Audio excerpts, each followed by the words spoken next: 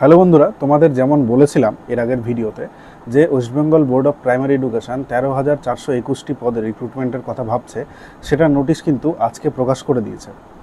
এবার সেই নোটিশ অনুযায়ী সেখানটাতে একটা নাম্বার ডিভিশনও লেখা রয়েছে, সেটা আগে আমি একটু বলে নিই, তাহলে তোমাদের সুবিধা হবে। তোমরা যারা টেট পাস করেছিলে তারা এটাতে অ্যাপ্লাই করতে পারবে এবং তার সঙ্গে এইচএস আর তার সাথে সাথে ডিএলএড ডিগ্রি থাকতে হবে, বা 4 ইয়ারের একটা ইন্টিগ্রেটেড ডিপ্লোমা বিএডের সঙ্গে ডিএলএডের ডিগ্রি হয়, সেটা থাকলেও হবে। সেটা যদি ওই দিয়ে কম করে তাহলে এইচএসে 50% প্লাস ডিএলএড থাকলে এবং টেট পাস করে থাকলে, ওয়েস্ট বেঙ্গলের যে টেট হয়েছিল 2022 বা 23-এ, সেটা পাস করে থাকলে তোমরা অ্যাপ্লাই করতে পারবে। সেখানে নাম্বার ডিভিশনটা কীরকম হবে? সেখানে নাম্বার ডিভিশন হবে টোটাল 50-এর একটা ওয়েটেজ তৈরি করা হবে। 50-এর কী হবে, ওই যে লিস্টটা তৈরি হয়, মেরিট লিস্ট, সেটা 50 নম্বরের উপরেই তৈরি হবে। সেখানে মাধ্যমিকে যারা যত পেয়েছো সেই অনুযায়ী মাধ্যমিকে টোটাল নাম্বার রয়েছে 5, অর্থাৎ 100% পেলে তুমি পাবে 5। যদি তার থেকে কম পাও সেই অনুযায়ী 5 থেকে নাম্বারটা কমতে থাকবে। হায়ার সেকেন্ডারিতে রয়েছে 10 নাম্বার।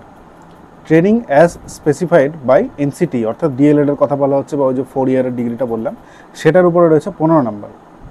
টিচার এলিজিবিলিটি টেস্ট, যেটা 150 নম্বরের পরীক্ষা হয়েছিল, সেটার ওয়েটা যেখানটাতে হচ্ছে 5 নাম্বার।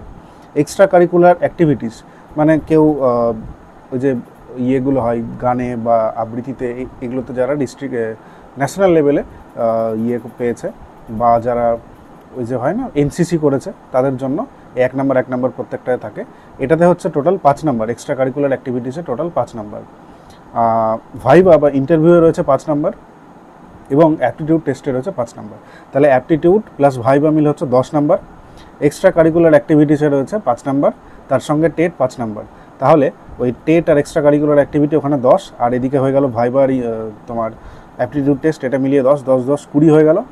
এবার বাকি থাকলে হচ্ছে 15 নাম্বার হচ্ছে ট্রেনিংয়ের উপরে, আর 10 নাম্বার হচ্ছে কি হায়ার সেকেন্ডারিতে, তাহলে 25 হলো, আর তার সঙ্গে 5 নাম্বার হচ্ছে মাধ্যমিকে, 30। অর্থাৎ 30 এদিকে আর 20 এদিকে। এই 20টা যারা যেটা করেছো সেই অনুযায়ী পাবে, বা ইন্টারভিউ যেভাবে দেবে সেই অনুযায়ী পাবে। বাকি ওদিকের নাম্বার তোমরা কিন্তু এখন ক্যালকুলেট করে নিতে পারো। তো সবাইকে বেস্ট অফ লাক। এখনও অ্যাপ্লিকেশান শুরু হয়নি। অ্যাপ্লিকেশানের ফিসটা ওনারা বলে দিয়েছেন, জেনারেলের জন্য 600 টাকা, ওবিসি এবির জন্য 500 টাকা, এবং এসসি এসটি ইডব্লিউএস পিডব্লিউডি এদের জন্য 300 টাকা করে লাগবে। যাই হোক, দেখা যাক কবে নোটিফিকেশান আসে। এটা নিয়ে 23-25-এর অনেকেই অনেক রকম প্রশ্ন করছো, তো এখন আমাদের কাছে কোনো সদুত্তর নেই।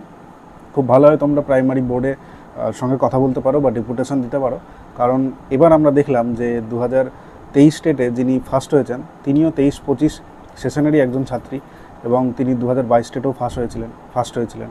তো যদি 2023-25-কে বঞ্চিত রাখা হয় এই প্রাইমারি রিক্রুটমেন্টে, তাহলে আমার মনে হয় না সেটা খুব একটা ভালো হবে। যাই হোক, বাকি যাদের যেটা মনে হচ্ছে তারা সেটা কমেন্ট করে জানাতে পারে।